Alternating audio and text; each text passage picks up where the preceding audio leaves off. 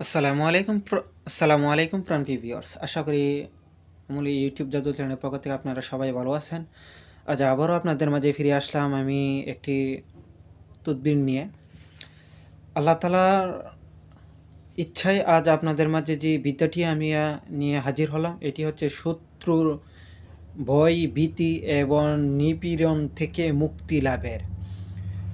আমাদের সমাজে চলতে ফিরতে অনেকের সাথেই ভালো মন্দ খারাপ ব্যবহার কর্মকাণ্ড হয়ে থাকে। এর ভিতরে আমরা অনেকেরই শত্রু হিসেবে পরিণত করে থাকি। কেউ শক্তিশালী, কেউ নিরীহ থাকে। সমাজের কারো দাপট বেশি, কারো দাপট নাই। আমার ক্ষমতা আছে, অন্যের ক্ষমতা নাই। আমার ক্ষমতা থাকার কারণে আমি অন্যজনকে ঝাঁপায়া ধরতে পারি।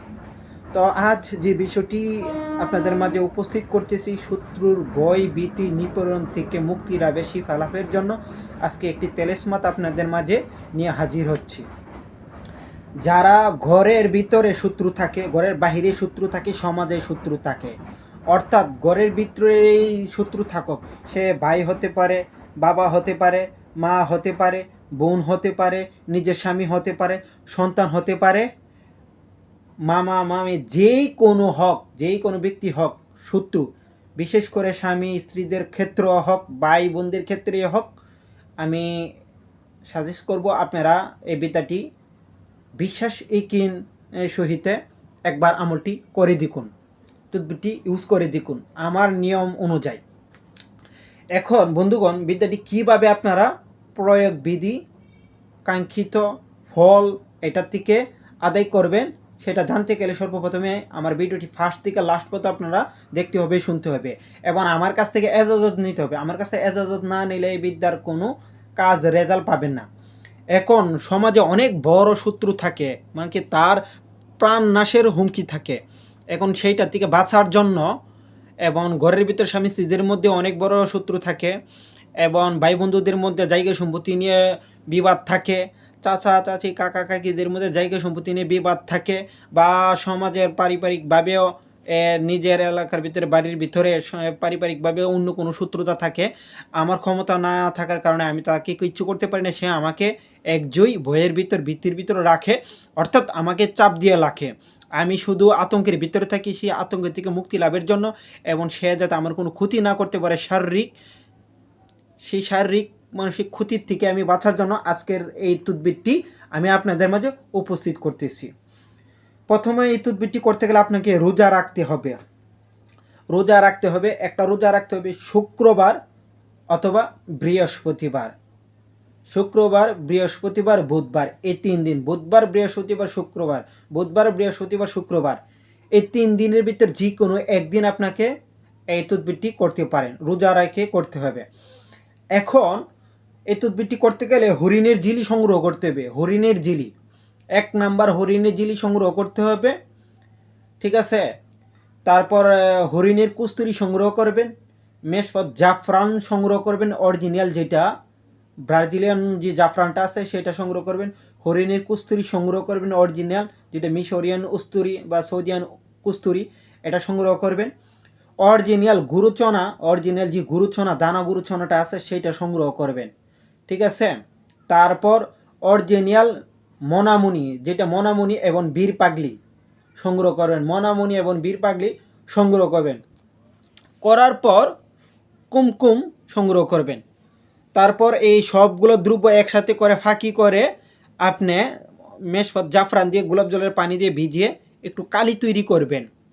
কালি তৈরি করার পর আপনাকে ময়ূরের পাক অথবা ডালিমের ডাল দিয়ে কলম তৈরি করতে হবে। ময়ূরের পাক অথবা ডালিমের ডাল দিয়ে কলম তৈরি করতে হবে। নকশাটা আপনি কখন করবেন? নকশাটা তৈরি করতে হবে ফজর নামাজের পড়ার পর একা রুমে বসে 2 রাকাত সালাতুল হাজত নামাজ পড়ে, একবার সূরা ফাতিহা, 3 বার সূরাতুল ইখলাস, 7 বার তওবা আস্তাগফিরুল্লাহ, 11 বার দরুদ শরীফ পাঠ করতে হবে। 11 বার দরুদ শরীফ পাঠ করবেন এবং 70 বার নাদি আলী শরীফ পাঠ করবেন। করে আপনার হরিণের ঝিলির মধ্যে এবং আপনার ওই কলমের মধ্যে, এই কালির মধ্যে দম করবেন 3টা। করে হাত তুলে দোয়া করবেন, আপনার শিফা লাভের জন্য, আপনি আতঙ্ক থেকে, আপনার শত্রু থেকে মুক্তি লাভের জন্য, আপনার শত্রু বন্ধু হয়ে যাবে, আপনাকে কোনো ক্ষতি করতে পারবে না, এবং করার জন্য সে মন মানসিকতা দূর হয়ে যাবে। তারপর আপনি এই নকশাটি, যে তেলেসমাটি আমি স্ক্রিনে দিয়ে দিচ্ছি, তেলেসমাটি সহি শুদ্ধভাবে আপনারা এটা হরিণের জিলির মধ্যে অঙ্কন করবেন, লিখবেন। লেখার পর আবার যে মনামণি এবং বীর পাগলি আছে সেটা এটার মধ্যে দিয়ে দিবেন। দেওয়ার পর রূপার তাবিজ অথবা স্বর্ণের তাবিজ অথবা অষ্টধাতের তাবিজ, রূপার তাবিজ অথবা স্বর্ণের তাবিজ অথবা অষ্টধাতের তাবিজ আপনাকে আনতে হবে। এখন কোন সময় আনবেন? রূপার তাবিজ এবং স্বর্ণের তাবিজগুলো আনতে হবে আসরের পর এশার নামাজের ভিতরে। আসরের পর এশার নামাজের ভিতরে তাবিজগুলো সংগ্রহ করতে হবে।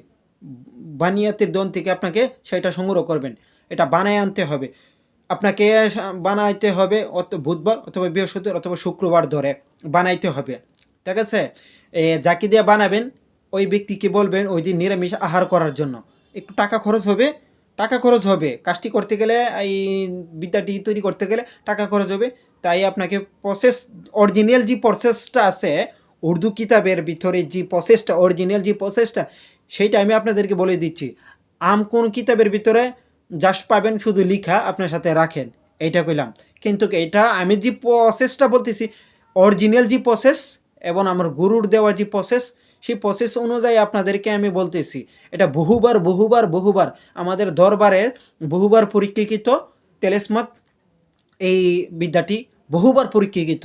যত শক্তিশালী শক্তিশালী ভয়ঙ্কর শত্রুই হোক, এটা শত্রু বন্ধু হয়ে যাবে, আপনাকে ক্ষতি করতে পারবে না, তার মন মানসিকতা চেঞ্জ হয়ে যাবে। মানে আপনি হেপ্টোটাইজ, একটা শব্দ আছে না, এই হেপ্টোটাইজ হয়ে যাবে। এরকম পাওয়ারফুল বিদ্যা আজ পর্যন্ত ইউটিউব জগতে মনে হয় না দেয় না, এবং অরিজিনাল সঠিক নিয়ম পন্থা কেউ দেয় নাই। তো আমি আপনাদের মধ্যে সেটা দিচ্ছি।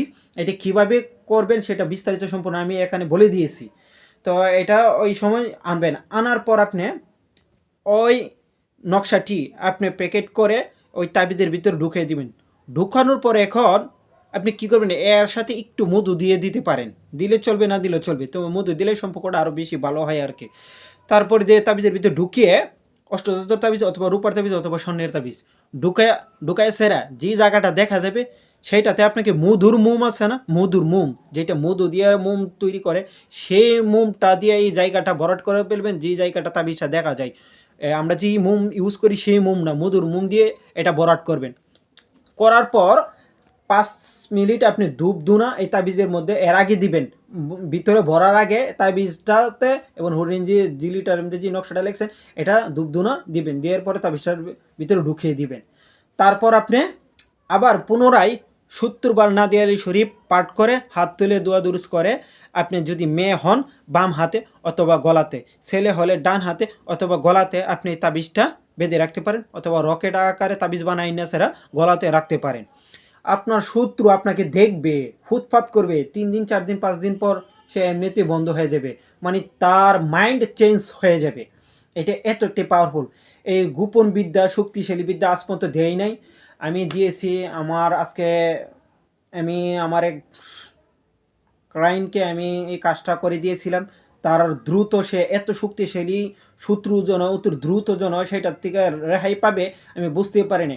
আজ আমার এই ক্লায়েন্ট যাকে জিনিসটা দেওয়া হয়েছে, আজ সে বলেছে ভাই, সে আমার সাথে আজ কথা বলছে এবং আমার কাছে সে ক্ষমা চাইছে, বলতেছে আমি আসলে ভাই আপনার সাথে খুবই খারাপ আচরণ করছি, খুবই আপনাকে জ্বালাইছি, যন্ত্রণা দিচ্ছি, আমি আসলে বুঝতে পারিনি, মানুষের কথা শুনে স্যার আমার আপনার সাথে এমন করা হয়েছে, আমি দেখলাম আপনি ঠিক আছেন, আমি ভুল, আমি আপনাকে ক্ষতি করতে চাইছিলাম, আপনি আমার মাফ করে দেন, আপনি মাফ না করলে আল্লাহ আমার মাফ করতো না। তার ভিতরে এটার উসিলাই আল্লাহ তাআলা তাকে মুক্ত করছে এবং তার ভিতরে এই জিনিসটা জাগায় দিয়েছে, সে যেন ভুল করতেছে।